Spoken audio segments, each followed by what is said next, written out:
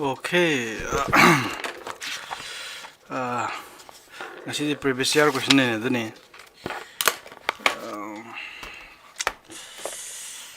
Previous year question na si. I think kita kala ke koler mo ko.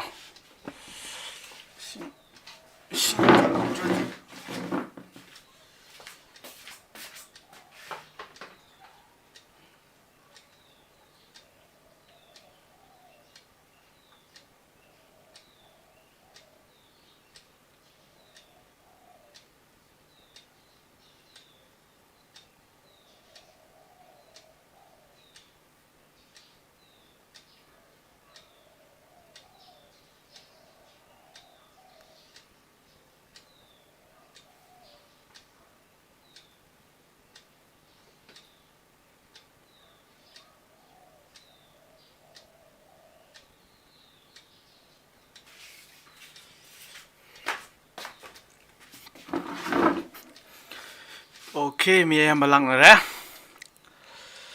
Lang na re. Di susma jula Bidalaxmi kano jula Sangit kano jula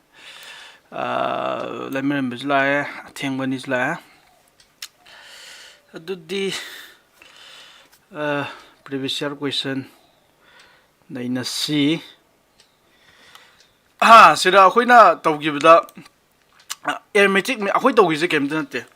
arithmetic min na je keno tawgra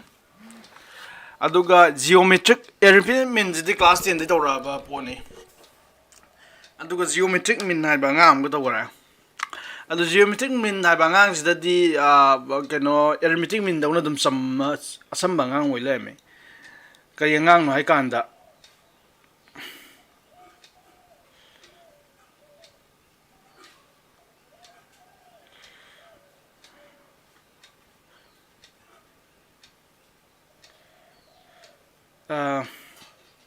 kay no hay kanda arithmetic min da di mathang gi tam puthona hona bada koi fix constant ama maming na kari ko ba common difference ko ba ma akoi 8 tower chatle ha bane ba ado kaino dana khenare je geometric progression na khenare je kem tana tie ba fix constant do kai dor ba fix constant do tinjana koi maruk mahutta purina sa piwa ba adu dan kari ko ba geometric progression ko we na ha gare aduga akhoi ngasi dawdui de akhoi NDA dang ba previous year question mayam duni ado NDA dang ba previous year question da moidi noi gi syllabus de yaud ba extra am jo hangye ba kari harmonic progression na harmonic progression na ju sam jo mi geometric progression de hen sam me harmonic progression na akhoi to ji AP tawgre geometric progression tawgre GP tawgre hauji to ji harmonic progression na je kaino ha pe jeng thom ji go harmonic progression na je harmonic progression harmonic progression HPI je harmonic progression ai je samjam me ba no da masing ahum lai re ba A ne B ne amasung C ne are in harmonic progression da lai ne ba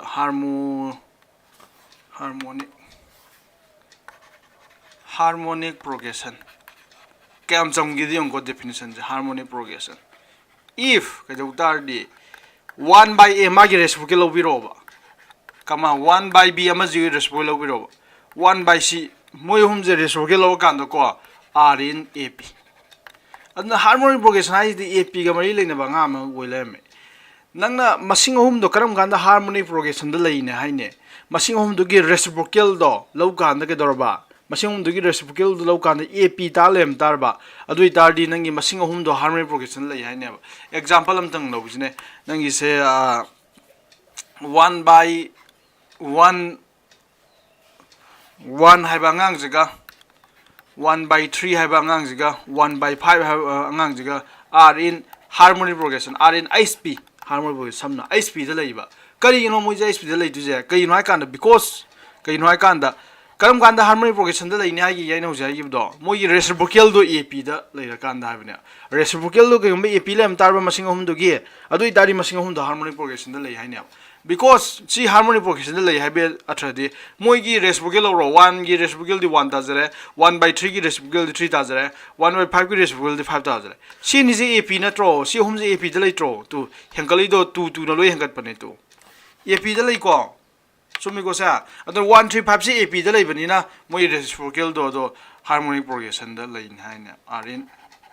ap moi ji ap de lay bani na harmonic progression haine gyan da bro harmonic progression jibo lu bro harmonic progression jibo anta haina ro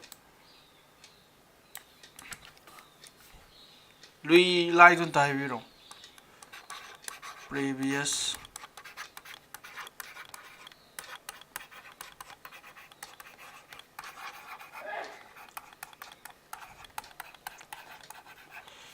question on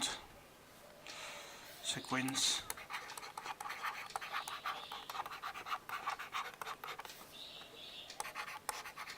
and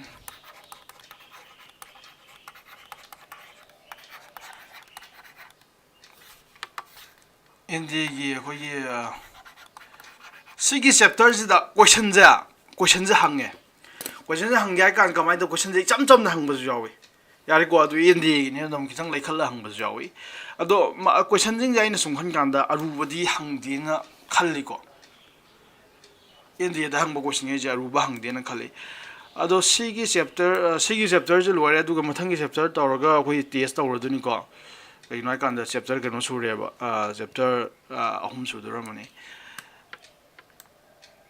adu di mathang jem adu di question number teng yeng ji ko question number yang ga koi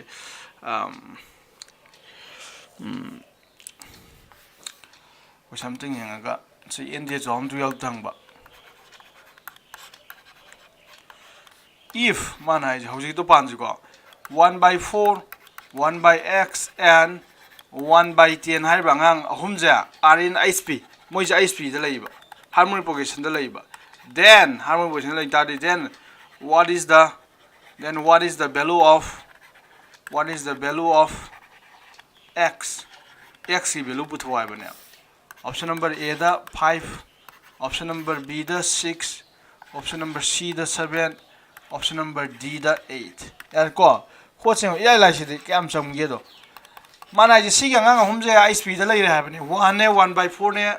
kano ne si ngang ai je atoi tadi karam ganda I speed da harmonic progression da karam ganda lai hai ge moi gi reciprocal do ap wer kan da hai ge ne hau da gi do atoi tadi moi hum je harmonic progression da lai hai je karim da na te ba magi 1 by 4 gi reciprocal hai ta de 4 ade 1 by x reciprocal di x amasung 1 by 10 gi reciprocal 10 ja are in ap ha bane moi ji ap da lai ha bane yanda ko adu itari moi ap da lai ha ji kaino mayai si gi ang ji kana no si gi ang ji di arithmetic mean ne si gi ang je x e ai masing hum ap da lai ha ba thadi mayai da lai ang ji kana ne ba arithmetic mean oi roi draw arithmetic mean oi du ne adu x hai ba ang ji puthok tu ni x hai ba ang ji kana tar ni 4 ga 10 ga 10 jana ga 2 ne yelo ha ba ai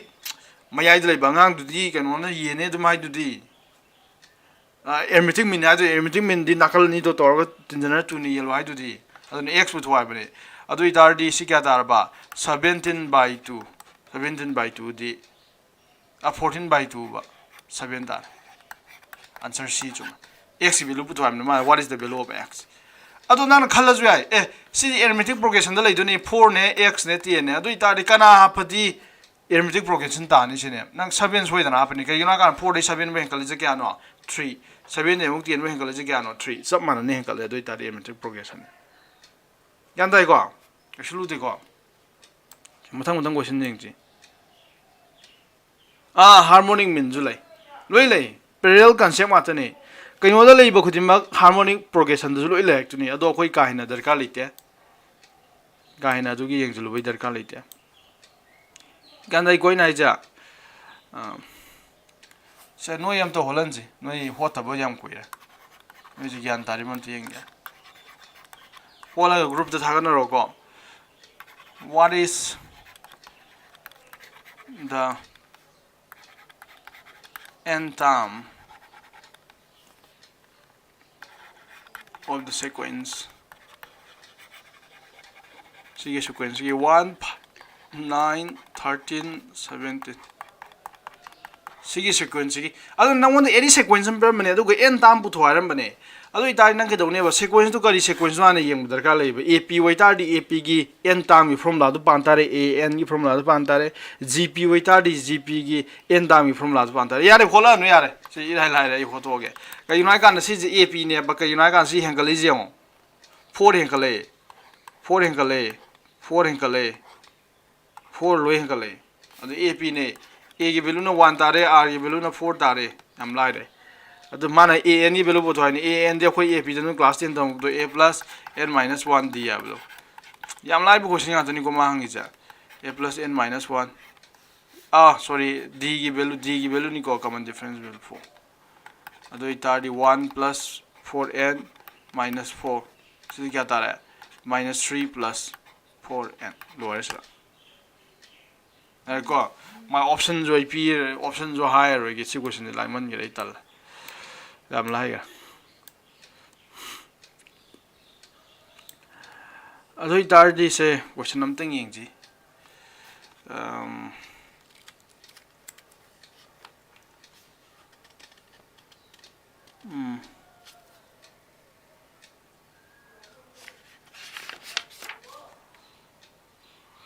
हम तंग young जी या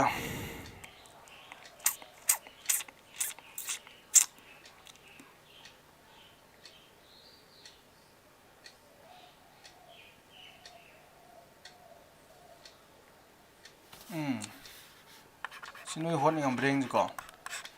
N D 2018 हंग बा if x, 3 by 2, z से r in ap वैतार बा सी अंगा हमसे ap दा लेरे माना है जी and अदुग x, 3 वर्क बा नसाइन x, 3 by 2, z आबनी को अदुने ap लेबा अदुग x, 3, z 3 by 2 की महुत 3 वर्क बा r in gp वैतार दी सिने ap दा लेरे अनि सुबजने gp दा लेरे then which of the following is in which of the following will be in HP HP da lahenge ai tari makhai jigar manwa ba a da x, 6, z b da x, 4, z c da x, 2, z d da x, 1, z सी होट bye गदरन तियांग ने 1, 3 by 2, z से ap दा लेरा 1, 3, z से न gp दा लेरा अदोई तारी मखा गी दे करंबा न hp दा लेगने आबने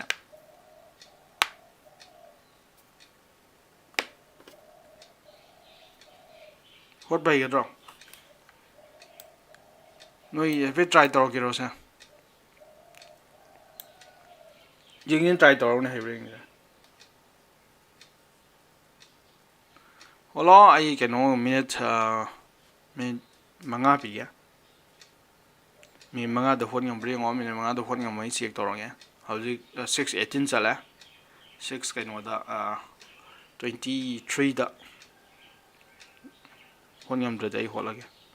Try torong. Group the thago.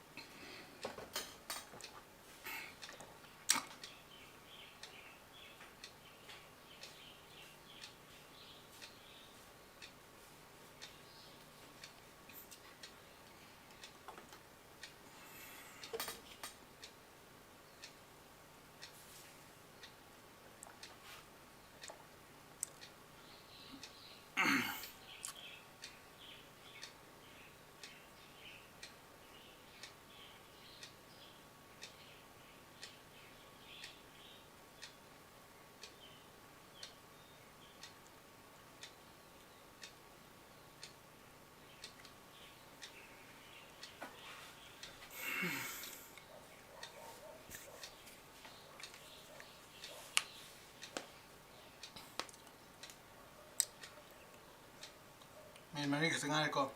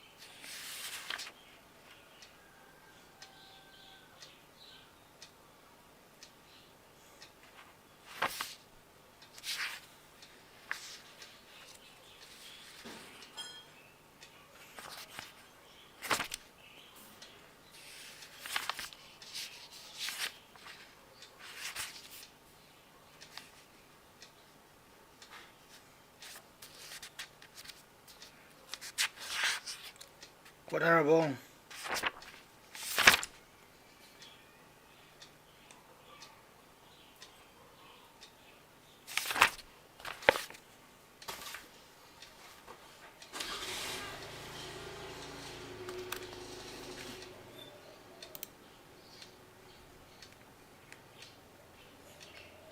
काम होलक्ट्रे यारे काम होलक्ट्रे होलागे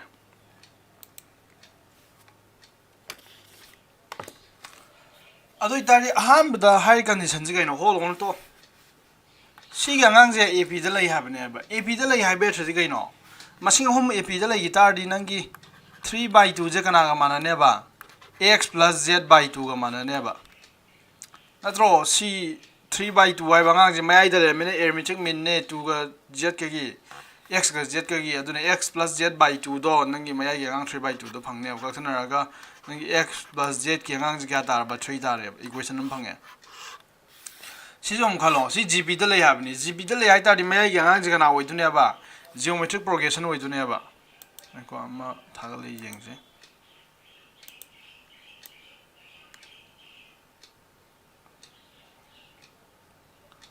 यार को जियोमेट्रिक प्रोग्रेशन दा लई दुने बा अदो इतारदी x ने 3 ने z ने जियोमेट्रिक प्रोग्रेशन दा लई तारदी नंगी 3 हाइबा आंगांग जे जियोमेट्रिक मिन ओइदुने बा सुमिको 3 हाइबा आंगांग जे दुना 3 हाइबा आंगांग जे root over x into z ओइदुने बा हाइ बेथदी रूट सोम लागा 9 तारने 9 equals to x z ताने बा अदुने x का z का तिनरै फोल खंगे x का z के पुरिनबै फोल खंगे यारे को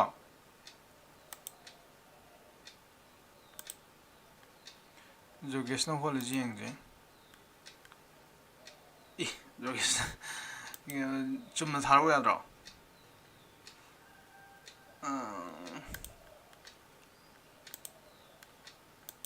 오케이 좀 매마 호이지 ꯍꯥꯏꯖꯤꯡ ꯋꯦꯗꯔꯅ ꯊꯥꯔꯦ ꯌꯥꯔꯦꯀꯣ equation ni phangam ni nangi x ka z ka tin jai fall khanga equation number 1 da equation number 2 da x ka z ka purina bai fall khanga ado jai ga do which of the following will be in hp ya makha is the karamba hp we ni sin ya ado nan option mayam je kan da x z jawi x z oi yawi manung da lai angang je khangda wani aduna manung da lai angang do nang a ne ta lawro nang khangde ado moi do hp da lai ga dum ni ado let x e hareta ado z aro b in hp hp da le la hp ganda go ina ja hp da le la ja de khoi bu adu ga a gi value bu dok tu ne khoi bu dok tu je ganda go a gi value bu dok tu ne ado ma hp da le ba hai ba di hai ba ge athdi kai no hp da le hai ba thdi ai na gi do 1 by x ne 1 by a ne 1 by z ne moi reciprocal do r in ap da le ga no moi do hp da le hai ga dum ne ado I tar di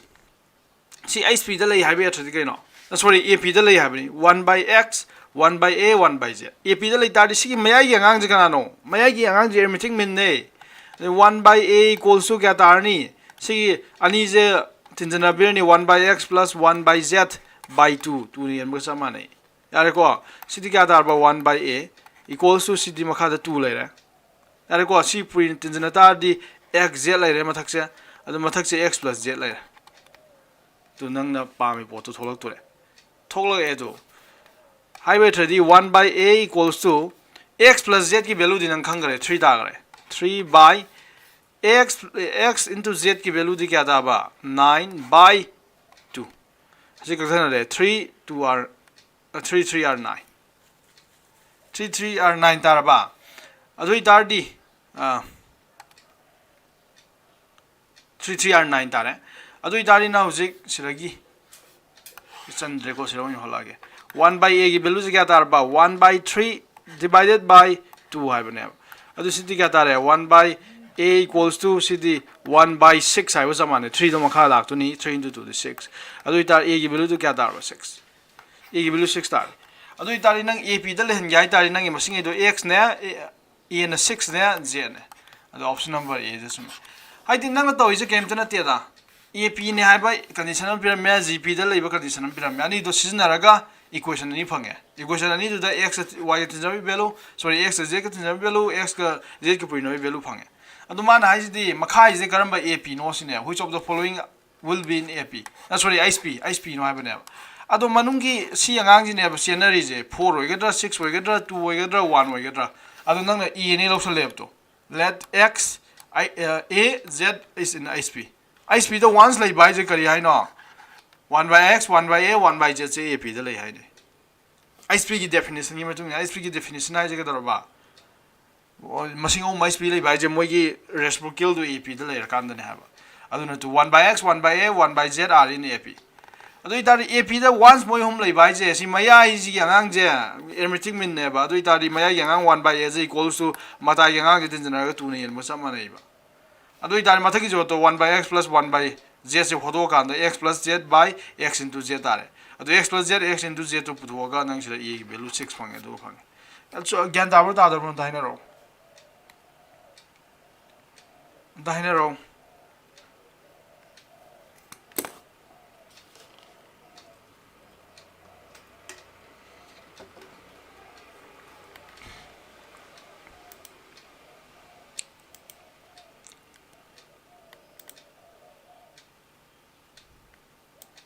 ज्ञान दाई को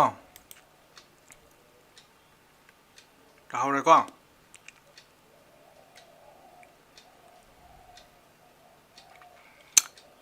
ज्ञान ताओ रे तो फरा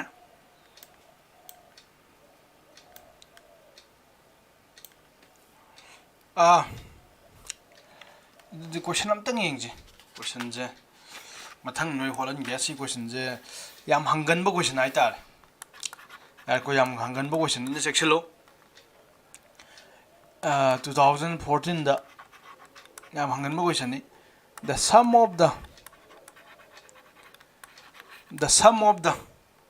sum of an infinite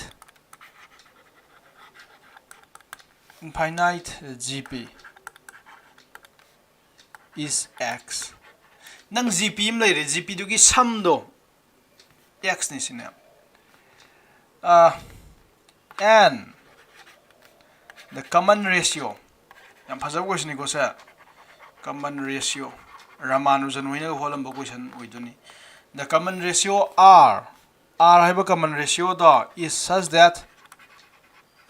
common ratio r do kamai piram yai kanda modulus of r nana common ratio do modulus r is less than 1 time ai nang common ratio do lo kanda kana gumbo or kaneba half kumba ai 1 di pick pa masing ai or kaneba 1 di pick pa masing na -3 ga di we be adiko -3 je 1 di pi do itar jo r gi value we be ar we sineb kai no ai ka ma ai modulus of half se modulus of r je r gi value do modulus lo kan 1 di pi wa bne gan dare ko adu itar di nang gi r gi value do -1/2 gum lo be ai 1/2 gum lo be ai sugum masing lo ai be thudi kano r gi value je -1 de na 1 bu ki manung de lo wa bne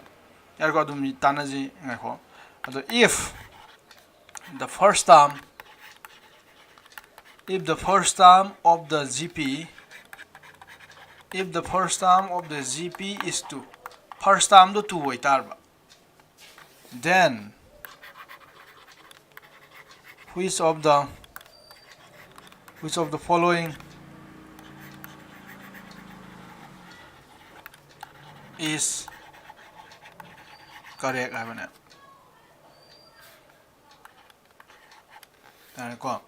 option number A da -1 less than x less than 1 option number B da -infinity less than x less than 1 option number C da 1 less than x less than infinity option number D da nota none of the above yare ko adu itadi ho che ko ya first term pyramid A value pyramid first term kana ne hamba 2 ne harame yare ko ado aina ngarang hai gi do khena bani do kamai na hai aina na Ramanujan gi wari ne ngarang busla ki 1 plus 2 plus 3 plus 4 plus dot n gi value tinjanai fall ga 1 plus 2 plus 3 plus 4 plus dot sidi n the lepe have ne amas de sule lep to infinite number book tinjanai gi ga ani jember value mana ja ahan regional class in them by n into n plus 1/2 ne ha makha is the -1/12 tare ga ha are ko infinite sum mai ba khoi tawre ji hojik si the finite sum ne ahan bai nang ure tu lepe ba tu sira lep tro n the lep tro n book to jari fall live ne si aduna finite ke dor ba finite sum ko we moi adu Ramanujan na dynamic is the infinite sum ne loi ba kham banai da bi chat khib do sina infinite sum ko we infinite put in jana ba gyan da bro in hai ja gyan dai ko adu ni sira mana infinite sum hai rai ji kai no yeng ji ko mana hai do common ratio na 1 y sorry common ratio na r y so the sum of an infinite gp hai ji infinite gp ki sum do x tare aduga mana hai je the common ratio r is such that r do is less than 1 habne common ratio do less than 1 habne ado modulus na less than 1 hoi ba hai je karam khan do hoi gi r gi value je kana kana lo ya do no modulus na less than 1 hoi ba hai je modulus na less than 1 hoi ba hai je r gi value je no class 10 to khib do -1 dai no 1 buki mar to leba value ngai jin ma lo ngam do je tem to lo ngam de hadi de nang na r gi value je 1 dai p na nang na 3 lo -3 lo ya de -3 je 1 dai p do lo ya de kai na ga modulus lo sal kan 3 dai 3 do di 1 dai pick de sla le yare ko aduna sigi question suman yai tare nang r gi value do -1 dai no 1 bu khatang ne ba nang lo ya do je yare ko aduna khoi dum taw gi juni modulus of r less than 1 hai tare si nai ning is antem atem jam nang r gi value do 1 dai pick ani aduga -1 dai jaw ne ba hai nang ya r gi value do 1 amasung -1 gi mar to le value ngai ne ma lo ri yare ko 1 amasung -1 gi mar to le value ngai je am danger woi ba kai no danger woi juni khangbra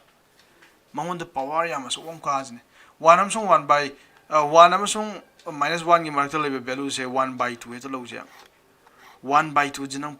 nang power ka kan da mi masing ji sum power ka kan sa kholak tro 5 cube ka kan da 125 jar tro sum gara sum chawkhol tu ne power cube ka bai je power 100 ka bai je chawkhol ki tu ne ba ado 1 by 2 hai bangang sin thiu ne nang power cube ka chawkhol per picture per yong ne 1 by 8 tarani makha je sum chawkhol tu ne adagi 1 by 2 je nang power je 7 ka ne se adui tar di power 10 ka je power 10 ka tar di 1 by 2 to power 1 to power 10 di 1 tare 2 to power 10 di 1025 1024 aina habdo o 10 to the power 10 je special number ne habdo jam number na te habdo nangi gbm da mb kya la yabdo mb 1024 la yabdo to the power 10 yani ko ado sum makha ji sum jawkhole mathak ji 1 ji fix ore makha sum jawkhole ado itari masing ji jawkhole ai ro makha da so one sum yelak bai je picture ai ne aduna atai masing ai di nang sum yang kan da power cube ka power sum so so ga kan jawkhole kane ba du bo -1 amsung 1 yimrak to leiba ngang ai ji ke dor khane ba picture khane ba power hene ka khala kan gyan dai ko adu ni se leise ari value je du kum ba value mo ram ne apik ba value ma -1 amsung 1 yimrak to leiba value mo le am ne adu nang power ka kan ke dor ne ba chum picture khane ba chum picture tu ni kai je khini 0 je khini ba horen nang na power to infinity character 1 by 2 to the power infinity character ba do tan 0 ne har khane my tends to 0 har kane kai noi kan da som makha do som chawkhla du ne mathak di hongba nai roi makha do som makha na saw som hen gra du ne doi ta di makha na som chawkhla masingam da so masingam na makha som yelak pa 0 ki chang se khrani na som picture ya do 0 ta ne yare ko adu ne hani ge ado sira adu concept ji kamai la ki ji man ai the sum of the infinite gp have ne ado gp ki sum ki formula de nang khang gare yare ko gp ki sum ki formula de s equals to kare hagi ba s equals to nang ge r value to 1 de p abani na s equals to ke hai do ba a 1 minus r to the power n by 1 minus r have the formula ka over ya de ko ado yes ki man hai sum of the infinite gp the sum do x ne armam ne is x to sum of the infinite gp is x si x ne armam ne x in biro yes ki hota sum ki fall do x ne armam ne ar ko ado a di first term di 2 oyim ni 2 1 minus r to the power n hai bangang kya woi ni sine infinite hai yim ne infinite ai magi tama yam do loiba khamba nai de ha bane adu itali n gi value kya tarani n gi value infinity tarani ye infinite sum loi kham nai de usat ne infinite sum hai pa ya thaje adu itali r hai ba ngang ji kana no r hai ba ngang ji ai na hujai yib do -1 amasung 1 gi marak ta lei ba ngang ni 1 de pick ba ngang ni adu 1 de pick ba ngang ai ji nang na power do sum ka kan da chau khaloi ba moi du na thawai na picture ka ne ba adu in power mai kwai chau power ni ka ji infinity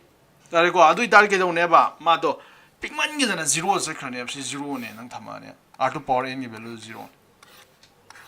tare ko by 1 minus r makhadi r gi value 0 ne have na te ko kari gi value 0 ne ba r to the power infinity value 0 ta ne tare ko adu sidi kya tar ba x equals to 2 by 1 minus r ta or ne yare ko adu mana hai ji x ki value je kadai bo lai ne ha ne to which of the following option are correct is correct x ki value do -1 dai na 1 buk mark lai ni han option dina ani su option dina x ki value do 1 dai pick khibna ke no bo pick kani sine -infinity bu pick kani adi x ki value do ka ba 1 dagi hauraga infinity bu chat kani adu none of the above not ai bane yeng ji x ki value nang phangai je ka ba 1 by 1 minus r yare ko adu nang heta sinjalo sidi x ki value nang heta keno apsalo sorry nang x ki value puthok tuni ko adu itar r ki value je putting r ki value je kya pa ai r ki value je ina have the 1 by 2 ha pa ju ai ba do kayino mana pyramid condition je r je is modulus of r je r je karma r noi ka na ma ki modulus lo ka na 1 de pick pa ba ne adu itar r ki value ha pa ai r ki value ha ka na nang x ki value je kya tar ba 2 by 1 minus 1 by 2 sidi kya tar hai 2 by 1 minus 1 by 2 di 1 by 2 tar hai sidi kya tar hai 1 by 1 by 2 di kya tar hai 2 jam thaka ka 4 tar acha 4 yare ko aduna nangi x ki value ni buthoiji x ki value je kya taraba x ki value equals to 4 tare adu ite kada yaw ge mo x ki value do sira di yaw roi tu sina ja han option ai -1 de 1 bu lege dum ni x ki value do yaw tre sira sira yaw roi x ki value do minus infinity de na 1 bu lege dum ne as de yaw tre ai di negative number nga to ne de lak tu isna sira ai ne x ki value do 1 de infinity mo lak to lege dum ne oh adu itari 4 so me minus 1 khot jai yare ko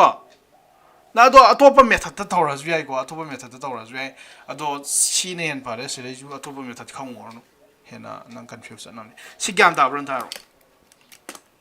keno asobo gyan ta bro wahidur gyan ta bro masi asobo lak bro lo haina ro gyan ta bro ta da bron ta no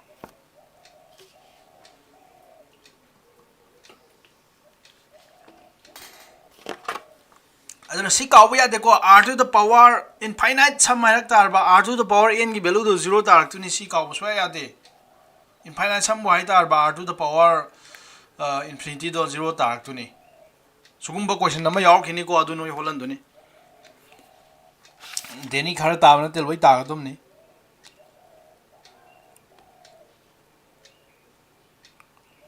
atai di atai me ta na dra ba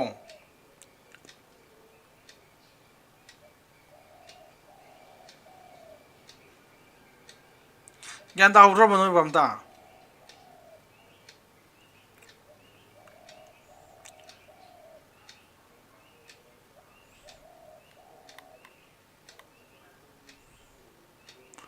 Larissa gyan ta dra bo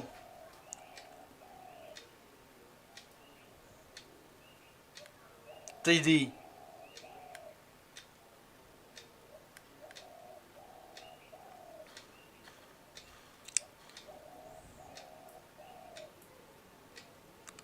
1 by 2 hapa 1 by 2 na hamning ma pa ni nang 1 by 2 na te kan wa pa ju ai minus half hapa ju ai minus half hapa ju ai ai ko nang 1 by 2 ka tang te minus half hapa ju ai hai di nang r ki value do 1 de pick pa ma lo hai pa ne to common to amara condition pyramid je r is less than 1 ai je yare ko r ki value do 1 de pick pa ma hai pa ne yare ko adu ge gyan ta brai bo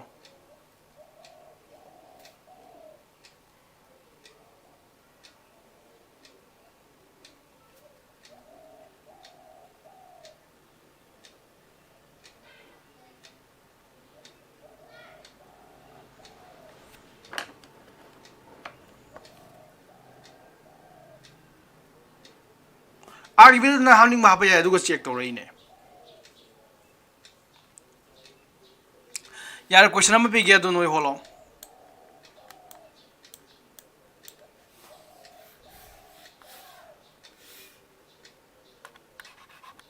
हौजी कितु को माना बो question में इन 2018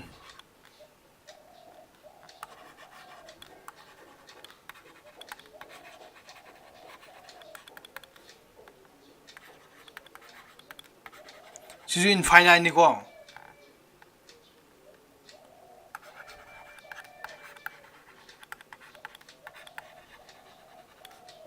Sina first term duna x welo aduga end the sum duna 5 welo sina first term ne x sum duna 5 welo then which of the following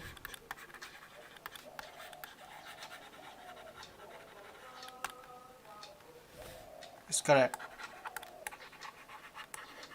Howji kidu magni ko howji kidu holong e the x value is less than 10 haba. Kenari ko na side na x na sum mo ya bani sira na x na first term mo ya bani ko. Anji khang du ba. Anjagi b dana minus 10 dana less than x, c dana 0 dana x book less than 10, and the d dana x is greater than 10. Yang si holo.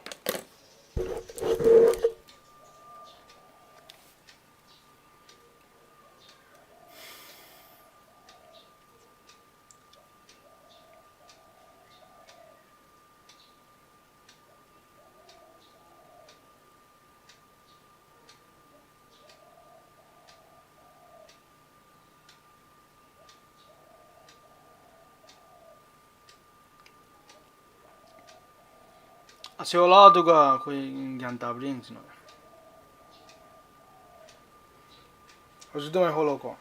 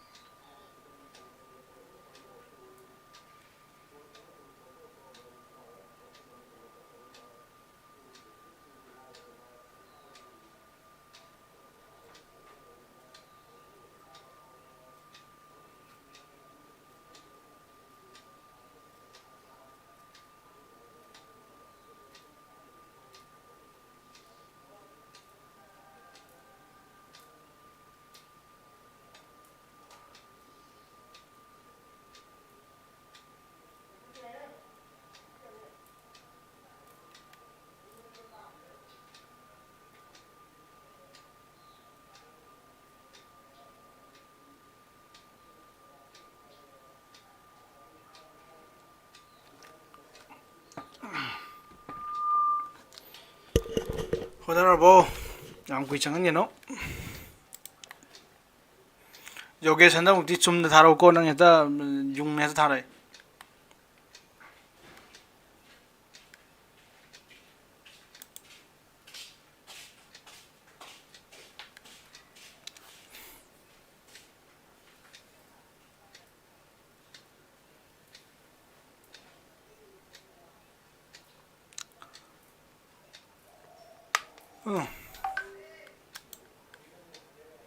ꯀꯦꯂꯦꯝꯕꯦꯝꯕꯤꯅ ꯍꯥꯟꯒꯦꯔꯥ ꯀꯦꯂꯦꯝꯕꯦꯝꯕꯤ ꯆꯨꯝꯅ ꯊꯥꯔꯛꯏꯁꯦ ꯁꯨꯃꯥꯏꯅ ꯊꯥꯔꯛꯑꯣ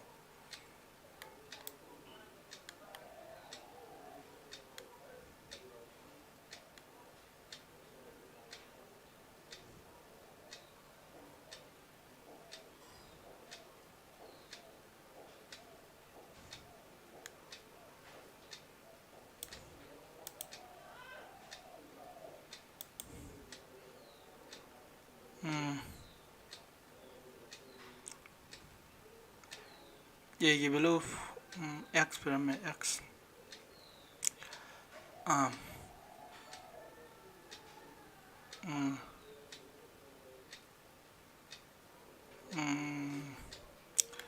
5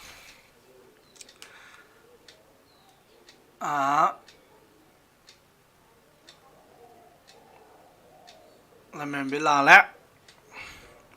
infinite sum hai bani na r to the power n की value do 0 tarakani hai dudi nang infinity ta halai je la le infinite sum hai ta di kaya se infinity ta rai je la li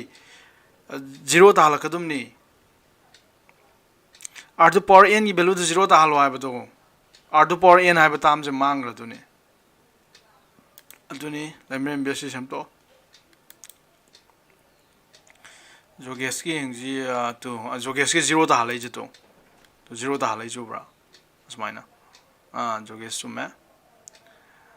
अदु इतार दे r की value जे समाइला x की condition जे कई पिरमगे x की condition जे x से first term ने बा अदु x से फर्स्ट टर्म ना जे नेगेटिव नंबर होय बे पॉजिटिव नंबर होय बे अदुना नंगना कनोगी मरक त लई हाय जे -1 अमसुंग 1 की मरक त लई हाय जे यागदो सिबो यादो मानदे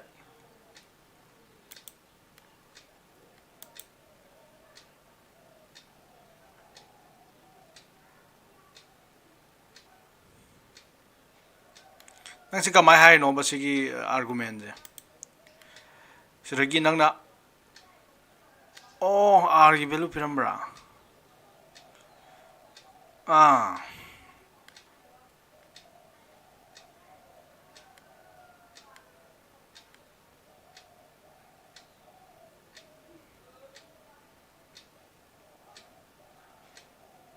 सिगी आर्गुमेंट जे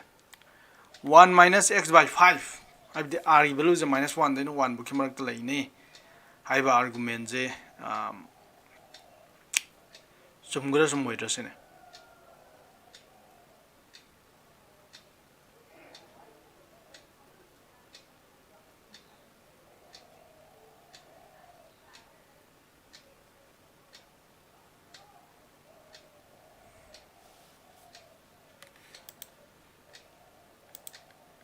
असिगी मरम पिरो असि मरम पिंग अमदे यार नंग सुमाय होला सुमे यार भारत क्यों यंग जी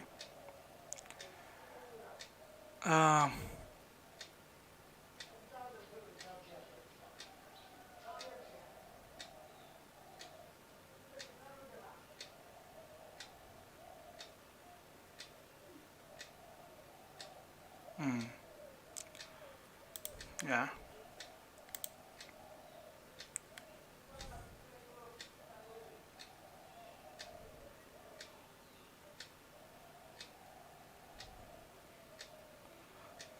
सुषमा मखा दजो r की वैल्यू 0 थमे असिया दे सुषमा मखा दजो r की वैल्यू 0 थमक पे यादे r की वैल्यू 0 ताई है बनते सुषमा r की वैल्यू 0 ताते r to the power n की वैल्यू 0 तागदुम ने है यारे को r to the power n की वैल्यू 0 तागदुम ने तो नंग r की वैल्यू 0 है जे ला लेबा r to the power 0 की वैल्यू ता केनो ताई है बनेबा r to the power 0 है r to the power n की वैल्यू r to n की वैल्यू तो इन्फिनिटी और एक तुरमिना 0 तारकने है बने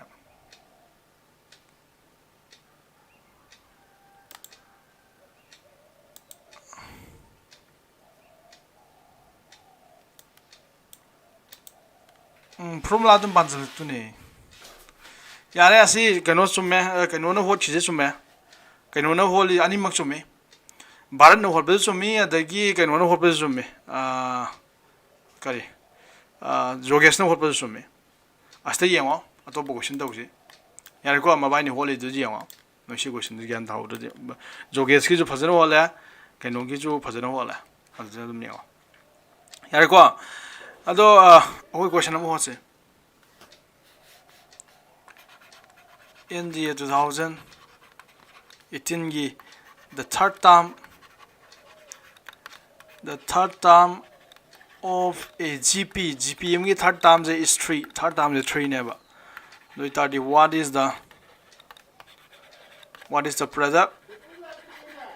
What is the product of the first 5 term?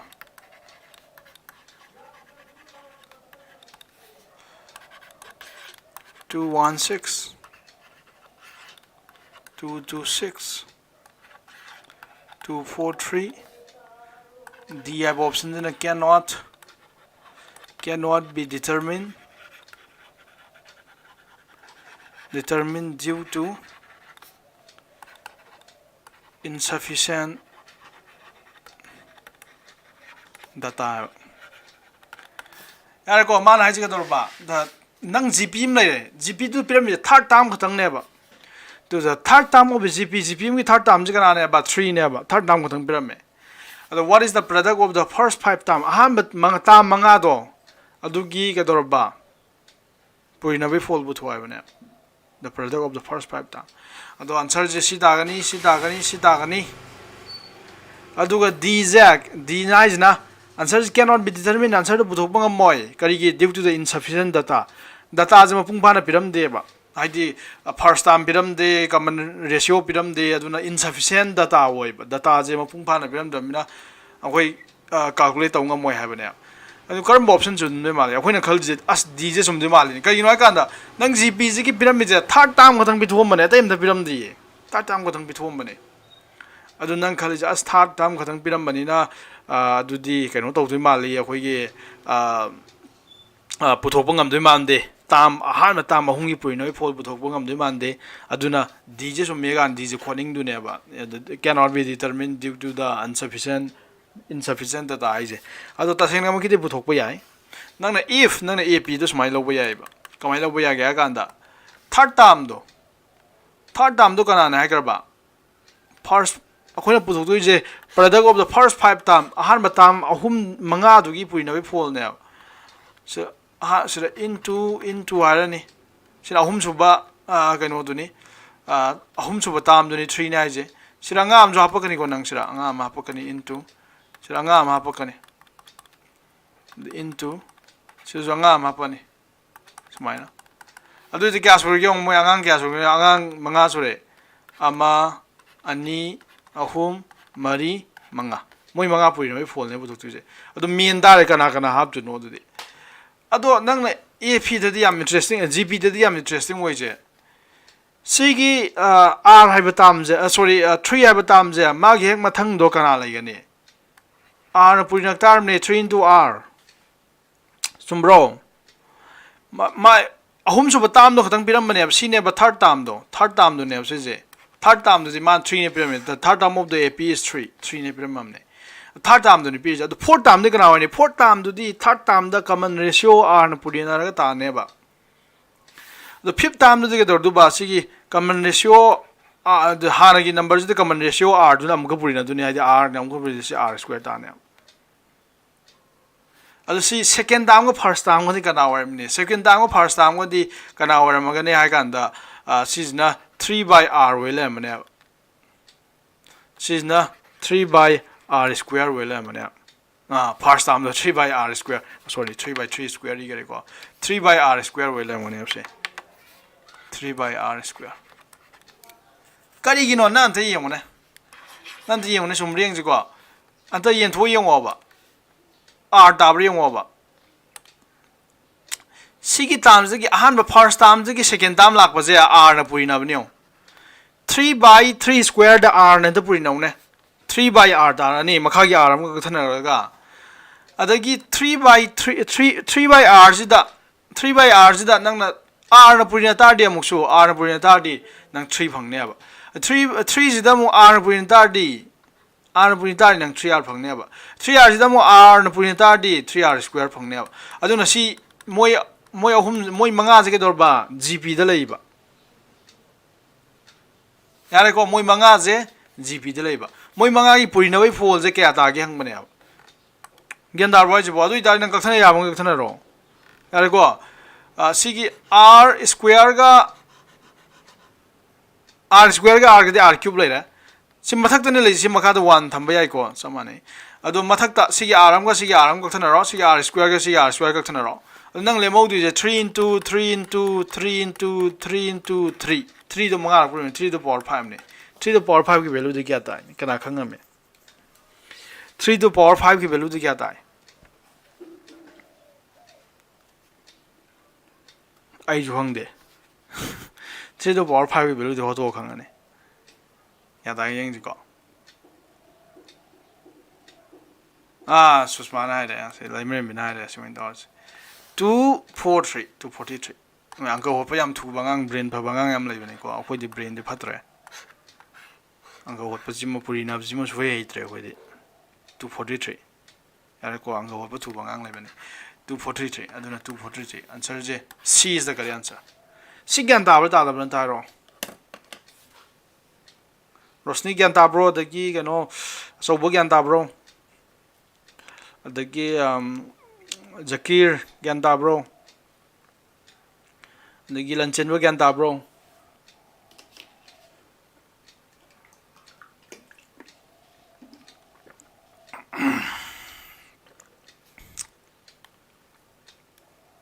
ꯁꯤꯒꯤ ꯆꯦꯞꯇꯔꯁꯦ ꯂꯥꯏꯔꯝꯒꯅꯦꯕ ꯀꯔꯝꯕ ꯑꯉꯥꯡꯗ ꯂꯥꯏꯔꯝꯒꯅꯤ ꯀ꯭ꯂꯥꯁ 10ꯗ ꯍꯥꯌꯔ ꯃꯦꯊꯁ ꯂꯧꯔꯛꯄ ꯑꯉꯥꯡꯗꯤ ꯂꯥꯏꯔꯝꯒꯅꯦꯕ ꯃꯣꯏꯗꯤ ꯀꯩꯅꯣ ꯇꯧꯕꯅꯤꯅ ꯍꯥꯌꯔ ꯃꯦꯊꯁꯇ ꯇꯝꯈ꯭ꯔꯕꯅꯦꯕ ꯒ꯭ꯌꯥꯟ ꯇꯥꯕ꯭ꯔꯣ ꯑꯝꯇ ꯍꯥꯏꯔꯛꯑꯣ ꯑꯗꯩ ꯀꯩꯅꯣꯗꯤ ꯂꯩꯃꯔꯦꯝꯕꯤ ꯀꯩꯅꯣ ꯂꯥꯔꯤꯁꯥꯗꯤ ꯒ꯭ꯌꯥꯟ ꯇꯥꯕ꯭ꯔꯣ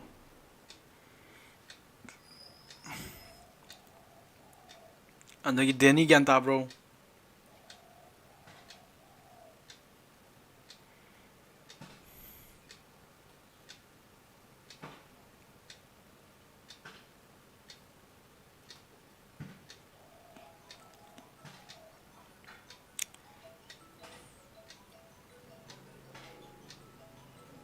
ꯀꯣꯏꯁꯟꯗꯤ ꯍꯣꯠꯂꯝꯁꯦ ꯂꯣꯏꯁꯤꯜꯂꯁꯦ ꯑꯩ ꯈꯔ ꯍꯣꯠꯀꯦ ꯍꯥꯏꯅꯤꯗ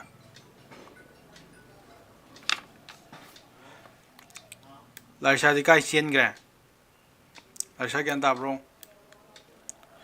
ꯀꯣꯏꯁꯟ ꯑꯅꯤꯗꯪ ꯍꯣꯠꯂꯝꯒꯦ ꯑꯗꯨꯒ ꯂꯣꯏꯁꯤꯜꯂꯁꯤ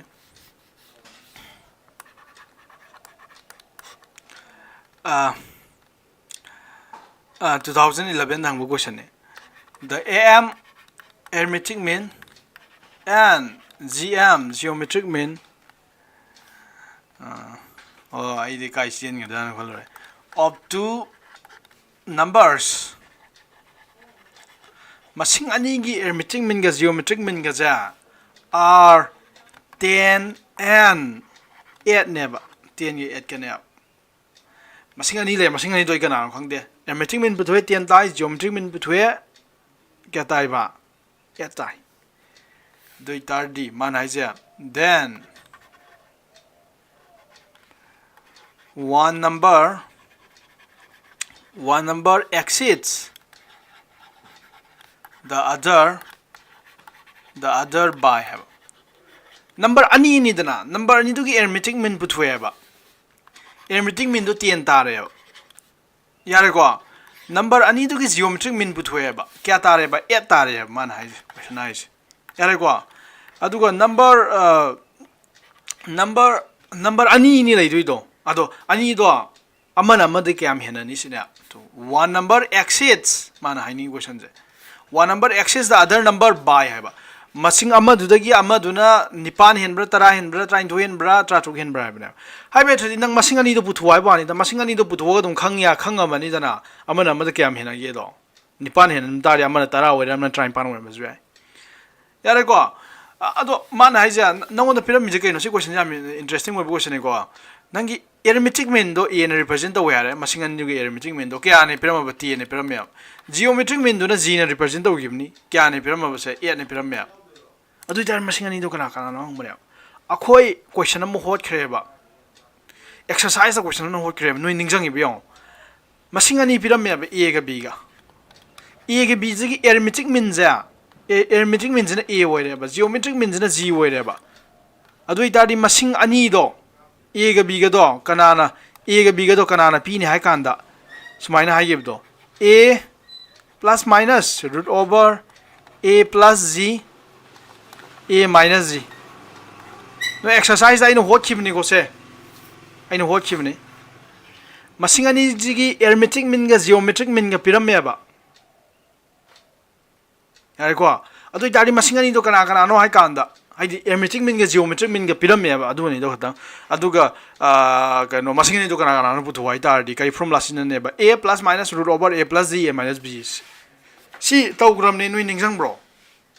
ꯅꯤꯡꯁꯤꯡꯕ꯭ꯔꯣ ꯅꯤꯡꯁꯤꯡꯗꯕ꯭ꯔꯥꯗ ꯍꯥꯏꯔꯣꯅꯦ ꯁꯤ ꯀ꯭ꯋꯦꯁꯟꯁꯦ ꯁꯨꯃꯥꯏꯅ ꯍꯥꯏꯕꯗꯣ if the arithmetic mean of two number is a, geometric mean of two number is g, then prove that प्रमाण तो हायरगा क्वेश्चन तो तौगिबदो the numbers are a capital A plus minus root over a plus g a minus g सी तौग्रिबनी निंगजंगिबा निंगजंगदबा ताइनारो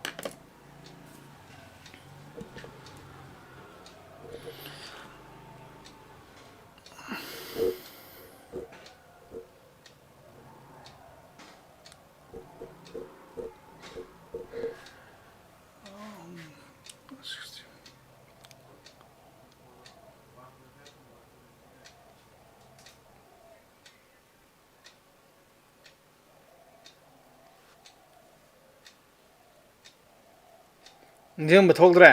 अतई दि कना कना निंगजंग बथोइगे असी question तौगिबने कना कना निंगजंग बथोइगे मी निंगजंग याइजिदि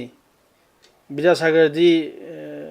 निंगजंग इगा आइरे मादी beginning कनो my मादी बिनिंगी याइजिदि मादी नोई क्वेश्चन दि क्वेश्चन नंबर क्या नो अमता हाइनरो नोई लाइव फाक्तोंनरदि क्वेश्चन दो यावंगनी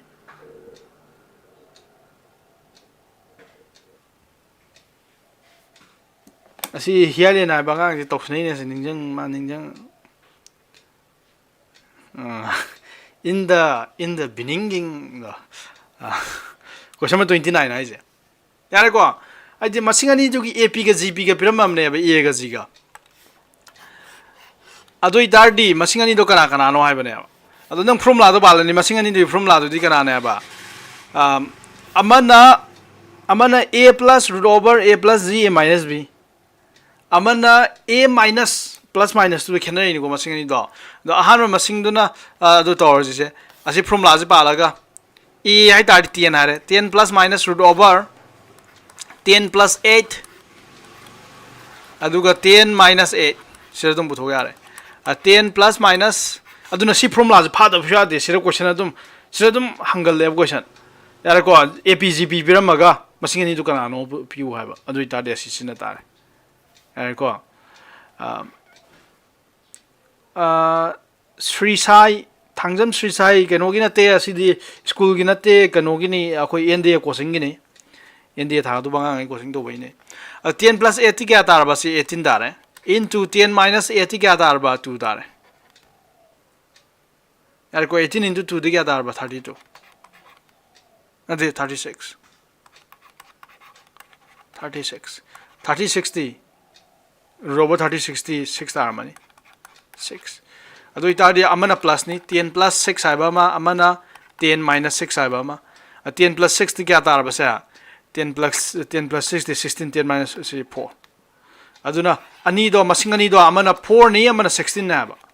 अदु अमना म क्या हेनै मसिंग अनि जे अमना म क्या हेनै यो 16 गा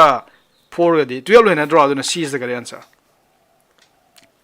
यारे को अदु हियालेना साइ नोइना सिंगदार दिगो सि फॉर्मुला जे खंगमद्रबा छात्र होय तारबा नोइना सिंगबा यायबा कमाय सिंगबा यागे हाय कांदा नंग मसिंग थी तारे एरमेट्रिक मीन 10 ताबा जियोमेट्रिक मीन कनो ताबा हाबने एरमेट्रिक मीन हाय तारदि मसिंग अनि दो थिना कांदा 2 ने येनबै फोन जे 10 ता हाबने जियोमेट्रिक मीन हाय तारदि मसिंग अनि जे पुरिनारगा रूट ओवर लोबै वैल्यू दो ए ताय हाबने अतोय द नंग मसिंग दो सुम थी तारे अदुगा नंग थी दो ओ मसिंग अनि दि 16 गा 4 गनी कयिना का मबाइनी तिनजना कांदा 20 ताय 2 ने येन तारदि 10 तारे अदुगा मबाइनी पुरिनार कांदा का दरबा मबाइनी पुरिना कांदा 16 गा कनो गा पुरिना तारदि 4 गा पुरिना तारदि क्या ताबा 30 कनो ताय करी 16 गा 4 पुरिना तार 64 ताय 64 की रूट ओवर दी क्या तादुबा तो 64 की रूट ओवर दी 8 तादुबा अदुमाय तो खलजु या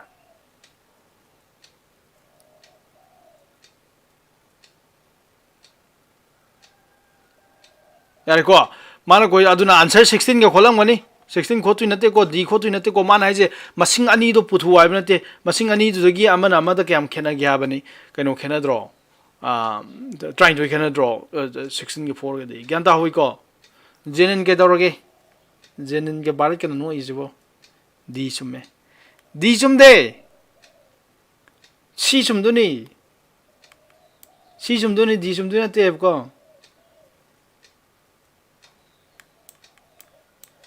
question amtang go hol se do lo sala last question 2011 dang question amtang je say if n factorial ga 3 into n factorial ga n kadarba n plus 1 factorial ga are in gp moi gp da leiba gp go less than ko the value of n will be n की value क्या था आने से नहीं a दा 3 b दा 4 c दा 8 d दा 10 यार को सी लोए से इलाइ हो जा रहा है हाइंग दे दिया ना वो चैप्टर में पायर जी लिमिट एंड डेरिवेटिव पायर जी अब से सी मसिंग अंगांग हम जे n factorial ने 3 n factorial ने n plus 1 factorial मोई जी gp दल ले हाबने gp दल once ले दार दी सी की मया यांगांग जी geometric min ने बा हाइदी 3 into n factorial हाइबा अंगांग जे कना ने बा root over कना की वेले मनी n factorial गा into n plus 1 factorial गा की इनो ने बा geometric min ने geometric min नाइ तार दी के दौर बा root over a भी हाब अदो सी दी 3 factorial यार को 3 by c square जे सोम चक्रनी सोम दो इनकारनी सोम दो इलाकान 3 square 9 तागरे 9 into n factorial जे whole square लाखरनी सी दी n factorial into सी n plus 1 factorial जे नंगा सादोक मतम the n plus 1 into n factorial तारंगनी को से यम को नंग n factorial n plus 1 factorial सादोक पजिदी मथंग मथंग माइनस तौरगा पुइना रे हाब दो अदुई तारदी n plus 1 दगी minus 1 खाइदोक तारदी n factorial तारे तारे सिगी n to लेब अनि दियों सोम दजु n plus 1 sorry n factorial ले सोम दजु n factorial ले n factorial नि सोम दजु n factorial नि ले कथन रे अदु के दरबा 9 equals to 9 equals to क्या दारबा n plus 1 तारे अदु इतारी n की वैल्यू क्या तारे सोम थांगरगा 9 minus 1 सिदी क्या तारे 8 तारे यार को answer C is the correct answer कनो रामन यार को नंग ना हाइदो वारी छाना जाइदो सिगी नंबर से फोन तौरो 9615230811 से फोन तौरो हौजी तौरो कनो WhatsApp द टेक्स्ट थार केरा ये मथंग मथंग जो अखोई कनो कोचिंग क्लास 12 की कनो हौजी एनडी कोर्स से हौजी क्लास बोय जिबा पुंग मापन अदनो पुंग 10 अदवाई तौरो असि 9615230811 जिदा यार को अदुगा दम वारी छाना रसी Okay, I hope it makes some sense to you. Gyan tayo lawi ko sa, kasulu gite ko. Chapter skip tawroy at kano ay di kano tawrong nam ni. Kano adum kan yung may dohayin ko na tawag kan. Matang na yada ba yun. Okay, see you in the next video.